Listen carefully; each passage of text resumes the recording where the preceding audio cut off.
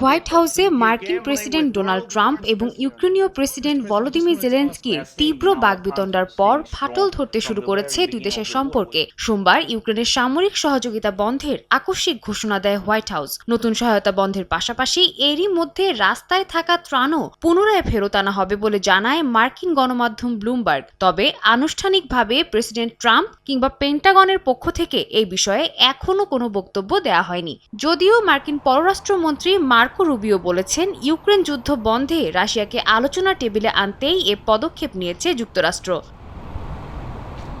Trump প্রশাসনের এমন সিদ্ধান্তের তীব্র সমালোচনা করেছেন ডেমোক্র্যাট নেতারা। তাদের দাবি, এ ধরনের পদক্ষেপ দীর্ঘমেয়াদে যুক্তরাষ্ট্রের জন্য ক্ষতিকর প্রমাণিত হবে। এতে রাশিয়া এবং অন্যান্য প্রতিদ্বন্দ্বী রাষ্ট্রগুলো শক্তিশালী হয়ে উঠবে। অপরদিকে যুক্তরাষ্ট্রের মিত্র দেশগুলোর সঙ্গে সম্পর্ক অবনতির দিকে যাবে। এদিকে সহায়তা বন্ধের বিষয়ে এখনো কোনো প্রতিক্রিয়া না জানালেও এর আগে সামাজিক যোগাযোগ মাধ্যম এক্সে দেয়া এক পোস্টে ইউক্রেনের প্রেসিডেন্ট ভলোদিমির জেলেনস্কি বলেন, যুক্তরাষ্ট্র এবং ইউরোপীয় মিত্রদের সহযোগিতায় শান্তি প্রতিষ্ঠার পথ খুঁজছে কিয়েভ। তবে বিশ্লেষকরা বলছেন, যুদ্ধক্ষেত্রে কাঙ্ক্ষিত সাফল্য না পাওয়ায় এখন কূটনৈতিক সমাধানের পথেই নজর দিচ্ছে ইউক্রেন। সাদিয়া তাসনিম, সময় সংবাদ।